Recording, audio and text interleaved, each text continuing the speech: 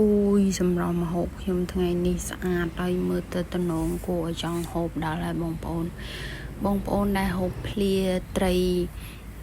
ឌៀបអីខ្ញុំជឿថាបងប្អូនធ្លាប់ហូបហើយគ្រាន់តែវិធីសាស្ត្រក្នុងការធ្វើខុសៗគ្នាអញ្ចឹងណាអញ្ចឹងថ្ងៃនេះនាងខ្ញុំមានត្រីឌៀបនឹងប្រហែលជា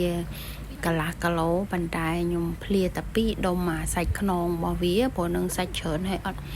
សបោឆ្អឹងទេខ្ញុំហាន់ស្ដើងមកខ្ញុំដាក់ម្សៅស៊ុបនឹងចុងសភាបាយបន្តិចមកហើយច្របាច់ជាមួយនឹងក្រូចឆ្មាដាក់អញ្ចឹងធ្វើឲ្យសាច់ត្រីរបស់យើងនឹងមានជាតិបងប្អូនហើយត្រីនឹងគ្រាន់តែច្របាច់ក្រូចឆ្មាម្សៅស៊ុបនឹងមកសទុះសស្គូចេះបងប្អូនកាត់ជាតិឆ្អាបអស់លេងហើយយើងងាកមកមើលគ្រឿងផ្សំរបស់នាងខ្ញុំមានតាំងពីគល់ស្លឹកគ្រៃខ្ទឹមសខ្ទឹមក្រហមក៏ដូចជាការ៉ុតហើយអត់ភ្លេចទេជាមួយនឹងស្លឹកក្រូចសើចព្រោះស្លឹកក្រូចសើចជួយកាត់ជាតិឆ្អាបហើយជាតិឈ្ងុយរបស់ស្លឹកក្រូចសើចខ្ញុំមិនដឹងថាបងប្អូនចេះហូបអត់ទេបើសម្រាប់ខ្ញុំចូលចិត្តតែធ្វើភ្លាបែបហ្នឹងដាក់ស្លឹកក្រូចសើចមកនិយាយពីថាឆ្ងាញ់ហើយថែមការ៉ុតឲ្យវាមានពណ៌សុភាស្រស់ស្អាតអីបន្តិចទៀតមក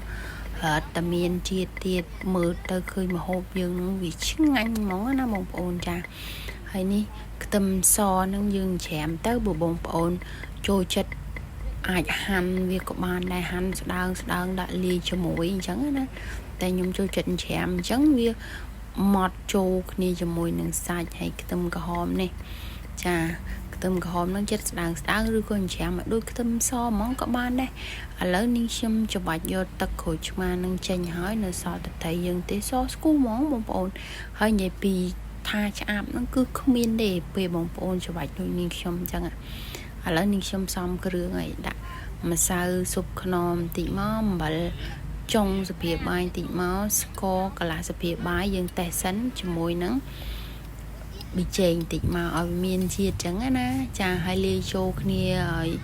សពគ្រប់មកយើងចាប់ផ្ដើមថែមគ្រឿងរបស់យើងដែលយើងបានហាន់មុនមិញហ្នឹងមានគល់ក្រៃខ្ទឹមសខ្ទឹមក្រហម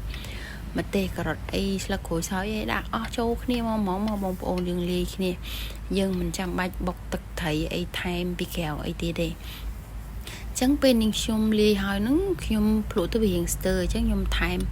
ស្ករសហ្នឹងកន្លះស្ពាយបាយទៀតអញ្ចឹងមានន័យថាសាច់ត្រីប៉ុណ្ណឹងខ្ញុំប្រើស្ករសមួយស្ពាយបាយចាហើយថែមទឹកត្រីហ្នឹងមួយស្ពាយបាយទៀតមកល្មមចូលជាតិគ្នាឆ្ងាញ់បងប្អូនហើយក្រូចឆ្មាច្របាច់មួយផ្លែក្រូចឆ្មាបងប្អូនចានេះខ្ញុំច្របាច់3ចំណិតក្រូចឆ្មាហ្នឹងស្មើមួយផ្លែក្រូចយើងអាធៀងធំទឹកច្រើនអញ្ចឹងណាបងប្អូនហើយនិយាយពីថាជាតិឆ្ងាញ់ជូរមិនជូរខ្លាំងពេកប៉ុន្តែដឹងតឆ្ងាញ់មកបងប្អូនអាចសាកធ្វើបែបហ្នឹងបានចាហើយនេះនាងខ្ញុំច្របាច់លាយចូលមកហើយយើងលាយចូលគ្នាបងប្អូនចូលចិត្តថែមសណ្តែកដីទៀតអាចថែមសណ្តែកដីបានចាតែខ្ញុំភ្លាជាមួយសាច់ត្រីអញ្ចឹងខ្ញុំមានអារម្មណ៍ថាបើដាក់សណ្តែកដីទៅដូចបាត់ជាតិត្រីតែបើសិនជាភ្លាជាមួយនឹងសាច់គោឬក៏យើងញោមស្ដើង